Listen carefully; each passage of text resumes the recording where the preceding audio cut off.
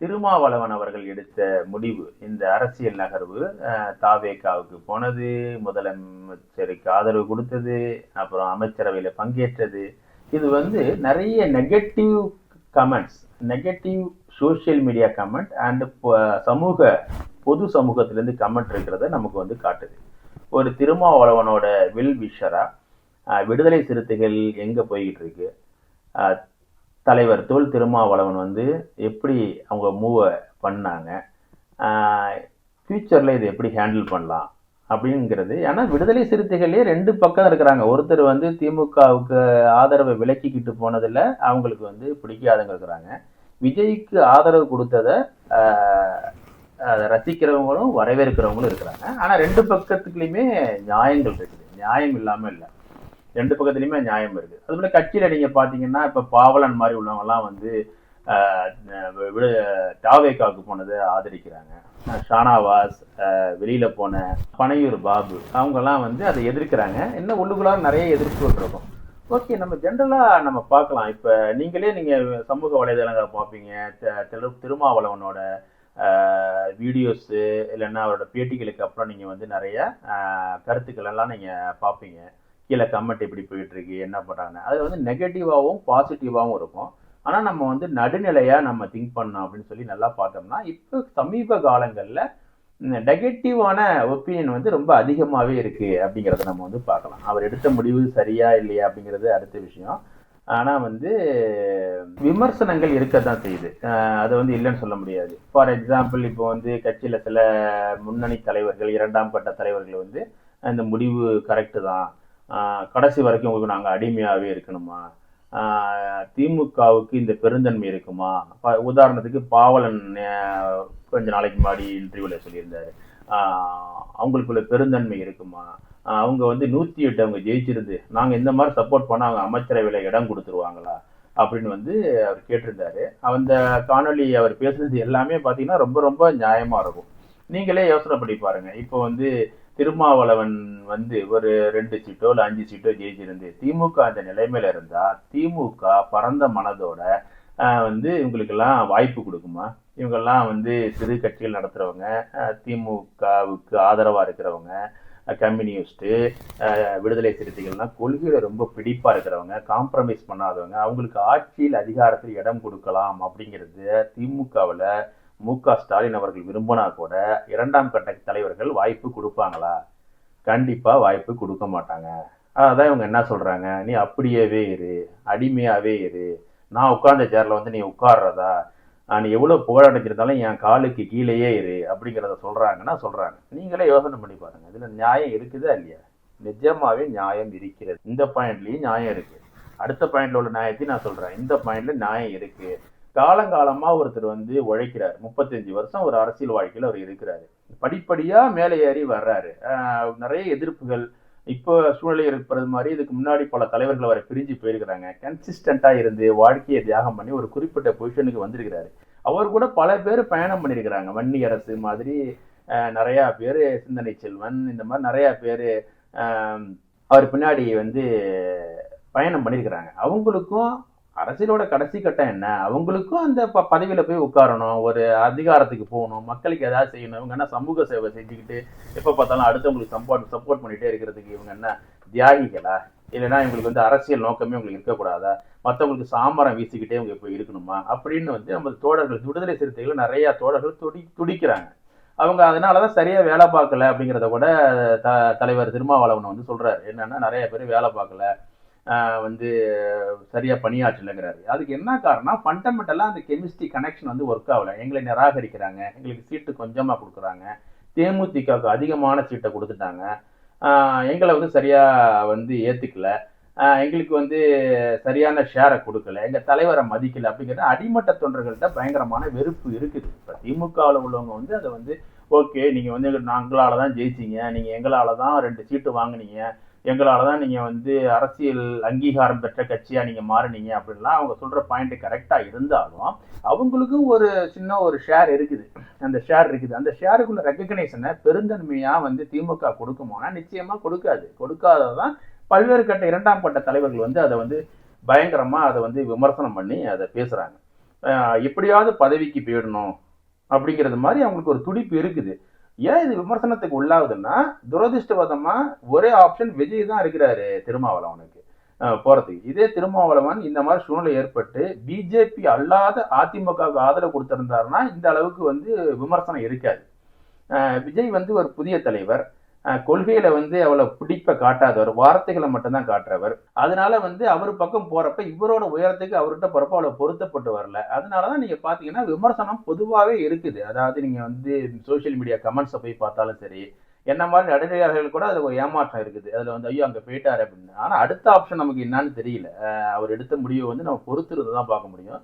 அடுத்தது வந்து விமர்சகர்கள், டிவியில் இருக்க நிறைய விமர்சகர்கள் வந்து ரொம்ப ஃப்ரீயா அவர் ஈஸியாக விமர்சிக்க முடியாத அளவுக்கு திருமாவளவன் வந்து நடந்துக்குவார். ரொம்ப ஜஸ்டிஃபைடா, ரொம்ப பேலன்ஸ்டா அவர் வந்து நடந்துக்குவார். ஆனா இப்ப பாத்தீங்கன்னா அவர் வந்து ஈஸியா விமர்சிக்க முடியுது. பிரியன் வந்து அவர் செய்யறதை பார்த்தா சிரிப்பா இருக்குது அப்படின்னு சொல்றாரு. தராசு ஷியாம் விமர்சிக்கிறாரு. இந்த மாதிரி நிறைய பேர் அவர் விமர்சிக்கிறாங்க. விமர்சிக்கிறதுக்கு முகாந்திரம் இருக்கான்னா இருக்குது. நம்ம வந்து நியாயமா நம்ம திங்க் பண்ணி பார்த்தோம்னா இந்த 3 நாள விமர்சிக்க காரண காரியங்கள் இருக்குது. நம்ம வந்து ஒரு தீவிரமான விடுதலை சிறுத்தையா ஒரு நீங்க தொண்டரா இருந்தீங்கன்னா அது உங்களால ஏத்துக்க முடியாது. விமர்சிக்கிறதுக்கு இருக்குது. ஆனா இந்த விமர்சனம் எப்ப போனா காலப்போக்கில் வேற வேற சுச்சுவேஷன்ல அவங்க எப்படி நடந்துக்கிறாங்க அப்படிங்கிறத பொறுத்து அது வந்து மாறும். சரி, இப்ப அடுத்த டாபிக் போவோம். இப்ப பனையூர் பாபு புத்தி சொல்ற அளவுக்கு திருமாவளவன் இருக்கிறாரு அப்படின்னு நான் ஒண்ணு அதை ஏத்துக்க முடியாது. பனையூர் பாபு என்ன சொல்றாரு அப்படின்னு சொன்னா வந்து நான் கட்சிக்கு நிறைய பணியாற்றினேன், கட்சிக்காக நான் நிறைய செஞ்சேன், டிவி சேனல் உருவாக்குறதுக்கு நான் மிகப்பெரிய பங்களிப்பை செஞ்சேன், இன்னமும் அவர் எழுச்சி தமிழர் அப்படின்னு தான் பேசுறாரு. இருந்தாலும் கொள்கையை மாற்றி மாற்றி பேசுறாரு.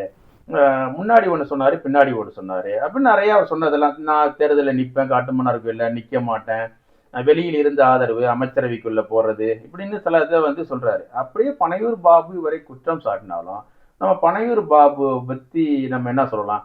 இப்போ வந்து அவர்கிட்ட ஒரு நெறியாளர் கேட்கிறாரு. என்ன கேட்கிறாருன்னா, நீங்க வந்து உங்களுக்கு அமைச்சரவையில இடம் கிடைத்து நீங்க ஒரு அமைச்சர் ஆயிருந்தீங்கன்னா நீங்க இப்போ இந்த மாதிரி போயிருப்பீங்களா வெளியில? என்னன்னா அப்பயும் நான் போயிருப்பேன், எனக்கு கொள்கை தான் முக்கியம், அதான் எழுச்சி தமிழர் கத்து கொடுத்தாரு அப்படின்னு சொல்றாரு. ஆனா அதெல்லாம் நம்புற மாதிரி இல்லை. அவர் பியூரா அரசியலா ஆர்டிபிஷியலா செயற்கையா வந்து அதை சொல்றாரு. மற்றபடி அவர் சொல்றது சில பங்களிப்புகளை கண்டிப்பா வந்து கட்சிக்கு அவர் வந்து செஞ்சிருக்கிறாரு. அவரோட பக்க நியாயங்களும் சில இது நம்ம கரெக்டா தான் இருக்குது. அவர் சொல்றது வந்து என்ன வந்து அவருக்கு தொடர்ந்து என்கிட்ட பேசவே இல்லை, எனக்கு வந்து அந்த சீட்டு கொடுத்துருக்கலாம், இல்லை 6 மாதத்துக்கு முன்னாடி எனக்கு சொல்லியிருந்தா நான் செலவெல்லாம் குறைச்சி கொஞ்சம் என்ன நான் சேஃப்டி பண்ணியிருப்பேன், இவ்வளோ செஞ்சிருக்க வேண்டிய அப்படிங்கிற ஏமாற்றங்களும் அவருக்கு தெரியுது. அவர் விமர்சிக்கிறதுக்கும் ஒரு முகாந்திரம் இருக்குது. அவர் விஜய் பின்னாடி போயிட்டாரு அப்படிங்கிறது வந்து இருக்குது. பனையூர் பாபு சொன்னது மாதிரி அவர் வந்து எதுக்காகவே பதவிக்காகவே இல்லாமல் என்ன கொள்கைக்காக போயிருக்கிறாரா? அவருக்கு என்ன பெரிய கொள்கை இருக்க போகுது? அப்படி போயிருந்தாருன்னா அவர் போகிறதுக்கு என்ன காரணம்னா, உண்மையாகவே பதவியும் அதிகாரமும் இந்த மாதிரி வன்னியரசு கொடுத்தது மாதிரி ஒரு அமைச்சரவையும் அவருக்கு கொடுத்துருந்தா அவர் வந்து கண்டிப்பாக போக மாட்டார். ஸோ போகிறவங்க எல்லாருக்குமே வந்து ஒரு பதவி தாகம் இருக்குது. பதவிக்கு போகணும், நமக்கு கொடுக்கல அப்படிங்கிற வந்து ஒரு வெறுப்பு இருக்குது. அதனால தான் வந்து அவங்க போகிறாங்க. ஆனால் அவங்களுக்கு வந்து எது ஈஸியாக இருக்குன்னா, இவர் தலைவர் திருமாவளவன் மாற்றி மாற்றி பேசுனது வந்து அவங்களுக்கு ரொம்ப கன்வீனியண்ட்டாக அவரை ப்ளேம் பண்ணுறதுக்கு வசதியாக இருக்குது. ஏன்னா அவர் முன்னாடி அந்த மாதிரி மாற்றி மாற்றி பேசக்கூடியவர்களில் இந்த மாதிரி சூழ்நிலைகள் அவருக்கு ஏற்பட்டதில்லை. ரெண்டாவது ஒரு தலித் தலைவர் கொஞ்சம் சிலுப்பாகி பேசிட்டா எல்லாரும் வந்து பயங்கரமாக வந்து அப்படியே அதை ப்ளேம் பண்ணி அவரை எப்படியாவது கார்னர் பண்ண பார்ப்பாங்க. சரி, தலைவர்கள் சறுக்குவதே இல்லையா, இந்த மாதிரி மாற்றி பேசுவதே இல்லையா அப்படின்னா, நீங்கள் போய் ஹிஸ்ட்ரி எடுத்து பார்த்தீங்கன்னா ஆதியிலேருந்து அந்த வரைக்கும் மகாத்மா காந்தியிலேருந்து இன்னைக்கு வரைக்கும் மாற்றி தான் பேசிகிட்டு இருப்பாங்க அரசியல் தலைவர்கள். அதெல்லாம் மாற்றி பேசாமலாம் இருக்க மாட்டாங்க. அதெல்லாம் மாற்றி பேசுவாங்க. அப்புறம் காலப்போக்கில் புதிய கருத்துக்கள் வரும்போது அது மாற்றி அமைஞ்சிரும் அப்படிங்கிறது இருக்குது. அப்போ 2 பக்கமே நியாயங்கள் இருக்குது. இவர் வந்து திமுக கூட்டணியிலேருந்து அங்கே போய் கொடுத்ததுக்கு சொல்கிறதுக்கு நியாயங்கள் இருக்குது. இவரை நல்லா ஈஸியாக ப்ளேம் பண்ணலாம். அந்த மாதிரி வந்து ஏன் நாங்கள் போகக்கூடாதா, அங்கே போய் நாங்கள் வந்து ஒரு அமைச்சரில் பங்கேற்கக்கூடாதா, நாங்கள் எப்பொழுதும் அடிமையாக இருக்குமாங்கிறதுக்கு அதுக்கும் ஸ்ட்ராங்கான காரணங்கள் இருக்குது. இதனால தான் இரு பெரும் பிளவுகளாக வந்து திமுக விசிக பிரிவை பற்றி சமூக ஊடகங்கள்லையும் தொண்டர்களும் 2 கட்சி தொண்டர்களும் பேசிக்கிட்டு இருக்கிறாங்க அப்படிங்கிறது எடுத்துக்கும். ஓகே, இது தலைவர் திருமாவளவனை அஃபெக்ட் பண்ணுமா அப்படிங்கிறத நம்ம அனலைஸ் பண்ணி பார்க்கணும். என்னை பொறுத்தளவு இது வந்து பெருசாக அவரை வந்து அஃபெக்ட் பண்ணாது, கட்சி ரீதியாக அவர் ரொம்ப அஃபெக்ட் பண்ணாது. ஏன்னா எப்படி எம்ஜிஆர், ஜெயலலிதா, அண்ணா அந்த மாதிரி திருமாவளவனுடைய விசிகாவுக்கு அவர் தான் தலைவர். எப்படி அந்த 3 கட்சிகளுக்கும் அவங்கள வச்சு தான் அந்த கட்சி அப்படிங்கிறது மாதிரியோ, இங்கே வந்து ஒரு பெரிய இமேஜ் வந்து திருமாவளவன் தான். அவரோட உழைப்பையும், அவருடைய தியாகத்தையும், அவருடைய களப்பணியையும், அவரை மதிக்கிறவங்களும், அவரை நேசிக்கிறவங்களும் தான் அந்த கட்சியில இருக்கிறாங்க. எப்படி கடைசி வரைக்கும் ஜெயலலிதா இருந்த வரைக்கும் கோலோச்சுனாங்களோ, அது கலைஞர் இருந்த வரைக்கும் அந்த அதிகாரத்தில தலைவரா இருந்தாரோ, அதேபோல திருமாவளவன் இருக்கிற வரைக்கும் அவர சுத்தி தான் அந்த கட்சி சுழண்டுகிட்டே இருக்கும். அதில வந்து எந்த சந்தேகமும் இல்ல. ஓகே. அந்த தலைவர்கள சுத்தி தான் அந்த சக்தி இருக்குது. ஃபார் எக்ஸாம்பிள் ஜெயலலிதாவை சுத்தி தான் அந்த சக்தி பவர் சென்டர் அவங்கள சுத்தி தான் இருக்கு. திமுக தொண்டர்கள் எல்லாரும் எப்படி கலைஞரை சுத்தியே இருக்கிறாங்க. அதிமுக தொண்டர்கள் எப்படி ஜெயலலிதா சுத்தியே இருக்கிறாங்க. எப்படி வந்து விசிக தொண்டர்கள் எப்படி எப்ப பார்த்தாலும் திருமாவளவனை சுற்றியே இருக்கிறாங்க. அப்படிங்கிறது மாதிரி அவங்கள தான் சென்டர் பாயிண்டா இருக்கிறாங்க. ஓகே. இப்போ கலைஞரையும் ஜெயலலிதாவையும் எடுத்துக்குவோம். அவங்க சென்டர் பாயிண்டா அவங்க இருந்தாலும், அவங்கள சுத்தி இருக்கிற தொண்டர்கள் அவங்க கூடயே இருந்தாலும், அவங்க வந்து 100% அவங்க கூட தான் அவங்க தொண்டர்கள் இருந்தாலும், அவங்க தொடர்ந்து ஆட்சியில இருந்தாங்களான்னா இருக்க முடியல. ஏன் இருக்க முடியல அப்படின்னா, பப்ளிக் ஒப்பீனியன், மிடில் லெவல்ல இருக்கிறவங்களோட ஒப்பீனியன், நடுநிலையாளர்களோட ஒப்பீனியன், இந்த ஸ்பின்னிங் ஓட்டு, ஸ்விட்சிங் ஓட்டு, இங்கேருந்து இங்கே போகிறது, அங்கேருந்து அங்கே போகிற ஒப்பீனியன் வந்து அவங்கள ரொம்ப பாதிச்சிச்சு. இப்போ வந்து கலைஞர் சில முடிவுகளை எடுத்து அவர் கட்சி அவருக்கு முழு ஆதரவையும் தொண்டர்கள் முழு ஆதரவையும் கொடுத்தாலும், ஆனால் வந்து இந்த நடுவில் இருக்கிறவங்களுக்கு அவரை விரும்பாதப்ப என்ன பண்ணிடுவாங்க அப்படின்னு சொன்னால் வந்து அவர் வந்து ஆட்சி இழந்துடுவார். அதுபோல தான் ஜெயலலிதாவுக்கும் அவங்க ஆட்சி இழந்திருக்காங்க. அதாவது கோர் ஓட் பேங்க், கோர் தொண்டர்கள் அவங்க கூட இருந்தாலும் அது மட்டும் அந்த கட்சிக்கு பலன் தராது. அந்த கட்சி வெற்றி அடைய உதவாது. அந்த கட்சி இன்னும் வளர்றதுக்கு அது உதவாது. அவங்களுக்கு ஒரு சறுக்கலை ஏற்படுத்தும். அதே சறுக்கல் தான் இப்போ விசிகாவுக்கும் வந்திருக்குது. இது வந்து தவிர்க்க முடியாது. இது வந்து திருமாவளவன் ஏதோ தவறு பண்ணிட்டாரு அப்படின்னு சொல்ல முடியாது. இந்த அரசியலில் வந்து சூழ்நிலைகள் எப்படி மாறும்போது வேற வழி இல்லாமல் சில முடிவுகள் அவங்க எடுத்து தான் ஆகணும். ஏன்னா அது திமுகவும் அவங்கள பெருசாக அமைச்சர்களை வச்சு அவங்கள பெருசாக சந்தோஷமாக வளர்த்து விட்டுற போகிறது கிடையாது. இப்போ வேற துரதிர்ஷ்டம் இப்போதைக்கு தாவேக்கா தான் இருக்கிறாரு. அவர்கிட்ட தான் நம்ம போக முடியும். சீட்டுங்களும் இப்படி தான் கிடச்சிருக்கு. 107 107 சீட்டு, இவங்களுக்கு 2 சீட்டு இப்படி தான் கிடச்சிருக்கு. இதில் வந்து ஒன்றும் நம்ம வந்து இதை வந்து ஒன்றும் நம்ம ப்ளேம் பண்ண முடியாது. ஓகே. இப்போ திருமாவளவன் அவர்கள் நம்ம எடுத்துக்கிட்டோம்னா, அவருக்கு வந்து வெறும் ஓட் பேங்கிங் அல்லைன்னா வந்து தொண்டர்களோட ஆதரவு இது மட்டும்தான் அவரோட செல்வாக்கா, அவர் தான் அவருக்கு ஓட்டா அப்படின்னா திருமாவளவனுக்கு வந்து அப்படி சொல்ல முடியாது. ஏன்னா திருமாவளவனுக்கு எல்லா தலித்துகளும் அப்படியே ஓட்டு போட்டிருந்தாங்கன்னா இன்றைக்கி அவர் முதலமைச்சராக இருப்பார். அவர் வந்து அந்த மாதிரிலாம் அவருக்கு யாரும் ஓட்டு போடலை. சிறு பகுதி தான் போடுறாங்க. அந்த அளவுக்கு விழிப்புணர்வு தலித்துகள்கிட்ட இல்லை. அப்போ திருமாவளவனுக்கு என்ன ஒரு முக்கியமானது? திருமாவளவனோட முக்கியமானது அவரோட பர்சனாலிட்டி, அவரோட கேரக்டர், அவரோட கிளீன்லினஸ், அரசியல் சுத்தம், கொள்கை பிடிப்பு. இதெல்லாம் வந்து அவருக்கு வந்து அவரை பிடிக்குதோ பிடிக்கலையோ அவருக்கு ஒரு இமேஜை கிரியேட் பண்ணி வச்சுருக்குது. அவர் வந்து திருமாவளவனுக்கு வந்து கலைஞருக்கு அப்புறம் பெரிய தலைவர்களுக்கு அப்புறம் ஒரு நல்ல கொள்கை பிடிப்புள்ள தலைவராக இருக்கிறாரு. பிஜேபி எதிர்ப்பதாக, சனாதனத்தை எதிர்ப்பவராக, பெரியார் அம்பேத்கர் கொள்கைகளை தூக்கி பிடிப்பவராக அவர் இருக்கிறாரு. அப்படிங்கிறப்ப அவர் லைட்டாக சிலிப்பாகும் போது, அவர் இந்த மாதிரி முடிவுகளை எடுக்கும்போது, அவர் சிலிப்பானான்னு சொல்ல முடியாது, இந்த முடிவு சந்தர்ப்ப சூழ்நிலையால் அவர் நெருக்கப்பட்டு எடுக்கிறார். கட்சிக்குள்ளேயும் நெருக்குதல் இருக்குது, வெளியிலையும் நெருக்குதல் இருக்குது. எடுக்கும்போது அந்த இமேஜ் வந்து அவருக்கு கீழே குறையுது. அவர் வந்து ஒரு அவுட்ஸ்டாண்டிங் இமேஜ் இது வரைக்கும் பில்ட் பண்ணி வச்சுருந்தார்.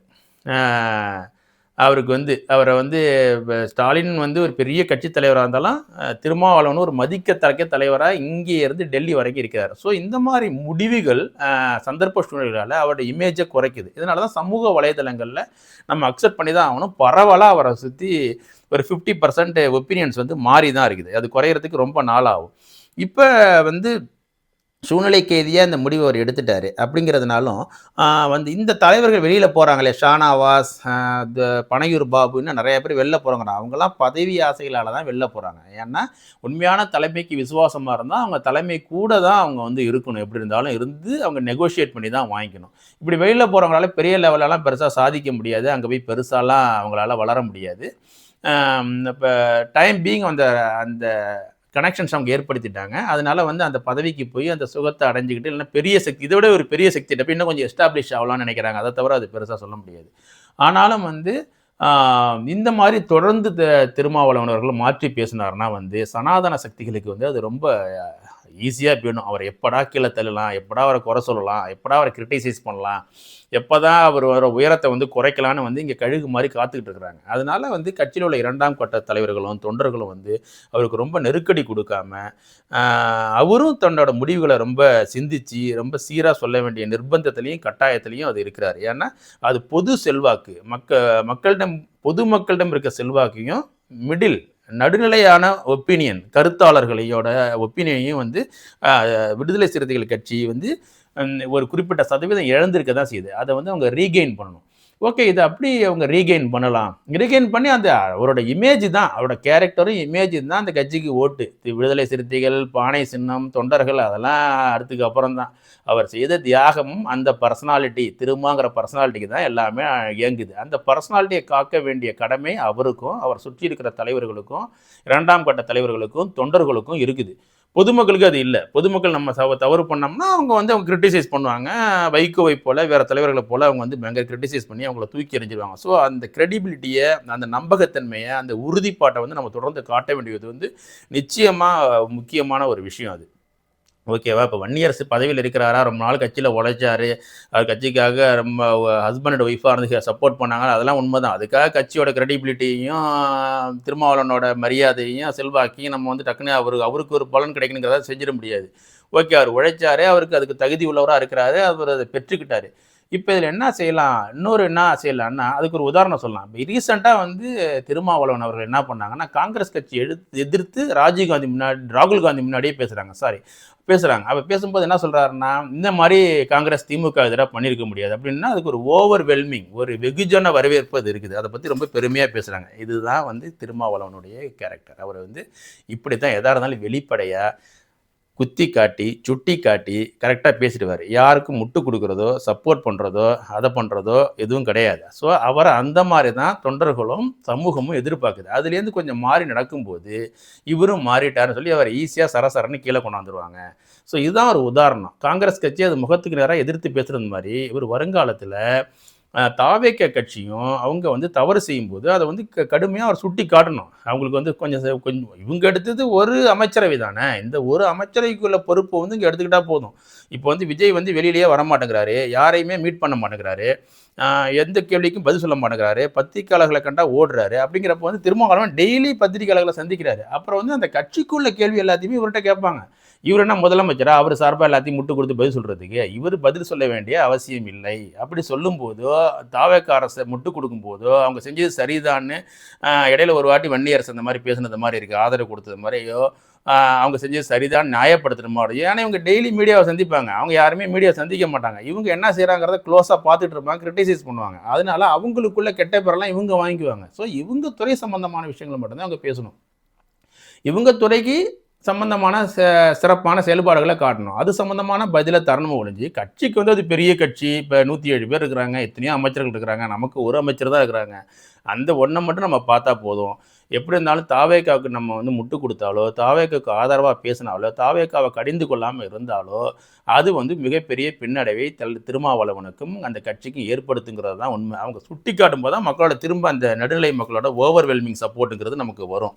அதை வந்து அவங்க வந்து அதை செய்யணும். தேவைப்பட்டுச்சுன்னா அவங்க வந்து ஆதரவை கூட விளக்கணும். இதெல்லாம் செஞ்சால் தான் அவங்க வந்து அந்த கிரெடிபிலிட்டியை வந்து நிறுத்திக்க முடியும். சரியாக இருந்தால் பாராட்டணும், தவறாக இருந்தால் அவங்கள வந்து கடிந்து கொள்ளணும். அது காங்கிரஸ் கட்சியாக இருந்தாலும் சரி, திமுகவாக இருந்தாலும் சரி, அதிமுகவாக இருந்தாலும். இதுதான் வந்து திருமாவளவனோட முழுமையான கேரக்டர்.